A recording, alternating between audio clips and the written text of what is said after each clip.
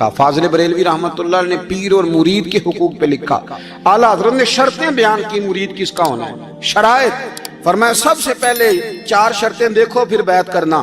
پہلی بات یہ کہ وہ بندہ اتنا عالم ہے کہ ضرورت کے مسئلے بتا سکے، جاہل کی بیعت جائز نہیں۔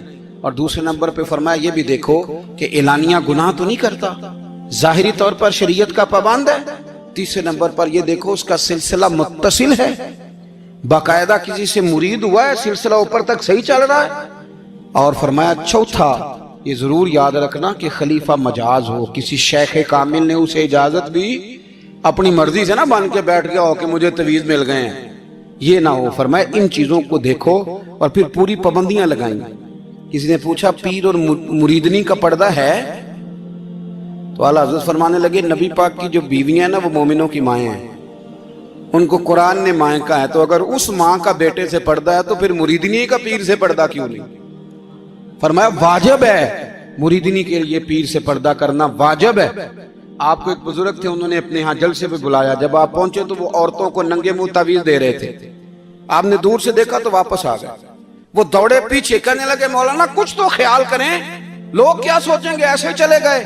تو آپ فرمانے لگے شاہ جی آپ نبی پاک کی شریعت کا خیال نہ کریں تو میں آپ کا خیال کروں؟ شریعت اسلامیہ کا خیال نہیں کر رہے، بے پردہ عورتوں میں بیٹھے ہو۔ وہ کہنے لگے میں توبہ کرتا ہوں، آج کے بعد نہیں کروں گا۔ فرمایا پھر ہاتھ بڑھائیے، پھر میں آپ کے ہاتھوں کے بوسے لیتا ہوں، اس لیے کہ اگر آپ مان گئے ہیں تو پھر ہمارا اختلاف نہیں۔ ساری زندگی دین کی پہرے داری کی۔ اعلیٰ حضرت رحمت اللہ علیہ نے آج سے 150 سال پہلے کہا تھا مسلمان اپنے بینک قائم کریں، اپنا سرمایہ۔ ایک جو باتیں آج کر رہے ہیں نا آپ کے لوگ دانشور، وہ 125 سال پہلے کہا تھا کہ اپنے بینک بناؤ، آپس میں مسلمان تجارت کریں۔ فرمایا اپنا پیسہ ایک دوسرے پر خرچ کرو، غریبوں کو وظائف دو، وہ سارے طریقے اپناؤ جو صحابہ نے اور محبوب کریم نے ہمیں عطا فرمائے۔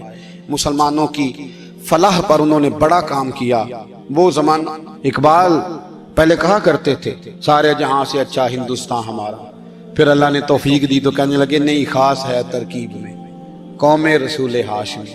اعلیٰ حضرت اسی زمانے سے کہہ رہے تھے نہیں بھائی جو مصطفیٰ کے غلام ہیں ان کا منصب اور معیار الگ ہے، بڑی محبت سے زندگی گزاری، اللہ سے بڑا ڈرتے تھے۔ سید ایوب علی رضوی صاحب آپ کے خلیفہ ہیں، وہ کہتے ہیں ایک چھوٹا سا بچہ صبح صبح آ گیا، کہنے لگا حضور آپ کی کل دعوت کرنی آ جائیں گے؟ آپ نے فرمایا آ جاؤں گا۔ کہنے لگا میں یتیم ہوں، باپ میرا فوت ہو گیا اور میرا بڑے دل کرتا ہے آپ سے محبت ہو گئی۔ فرمایا کب آؤں؟ اس نے کہا کل آ جانا۔ کیا کھلاؤ گے؟ تو چنے کی دال اس نے جھولی میں ڈالی، کہنے لگا حضور میں لے آیا ہوں، رات کو بھگاؤں گا، کل آپ کو کھلاؤں گا۔ آپ بیمار رہتے تھے، دوپہر کو سوجی کے بسکٹ کھایا کرتے تھے۔ سید صاحب کہتے ہیں جب وہ جانے لگا تو اعلیٰ حضرت فرمانے لگے اگر اجازت دو تو ایک بندہ ساتھ لے آؤں؟ کہنے لگا لے آؤ۔ فرماتے ہیں اس کے گھر گئے تو اندر بیٹھنے کی جگہ بھی نہیں تھی، 1000 کتاب کے مصنف، لاکھوں کروڑوں مریدوں کے پیر، امت مسلمہ کتنے بڑے لیڈر، کہتے ہیں اس نے نا باہر گلی کے باہر دروازے کے باہر چٹائی بچھا دی۔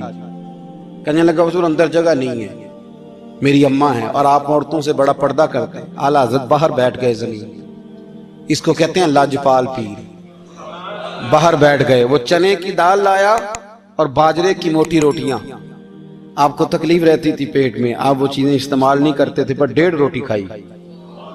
کھانے کے بعد کہا جائیں؟ کہنے لگا نہیں میری اماں آگ جلا رہی ہے، چائے پی کے جانا۔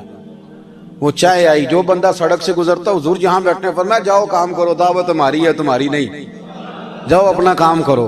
وہاں بیٹھ کے کھانا کھایا۔ جب واپس نکلے تو اس بچے نے اجازت دی جائیے۔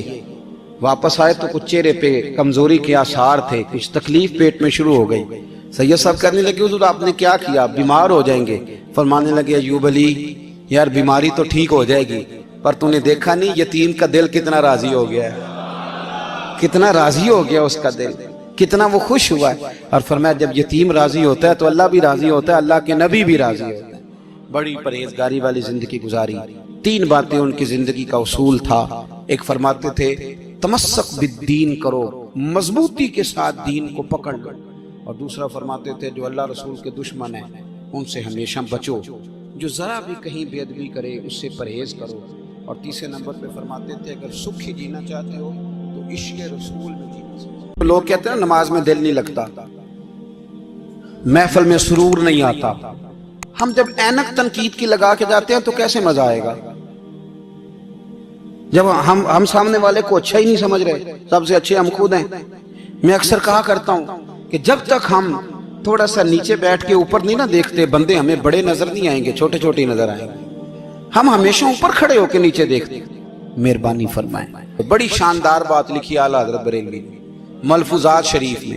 آپ فرماتے ہیں 2 بڑے زبردست قاری تھے، تلفظ اچھا ہی ہونا چاہیے، لیکن اس کا یہ مطلب نہیں کہ پھر آپ سب پہ تنقید ہی کرتے رہے۔ اعلیٰ حضرت فرماتے 2 قاریوں نے نا ایک بزرگ کے پیچھے نماز پڑھی، تو ان کے نا کچھ قواعد مستحب، کچھ قواعد ٹھیک نہیں تھے، تو کہنے لگے شہرت تو بڑی سنی تھی، پر بابے کو تو قرآن بھی صحیح نہیں پڑھنا تھا۔ یہ اعلیٰ حضرت نے لکھا ہے، چھوڑو جو یہ بھی کو بلی ہے۔ فرماتے ہیں بس مستحب قواعد ٹھیک نہیں تھے، جو چیزیں ضروری ہیں وہ ٹھیک پڑھتے تھے بابا جی۔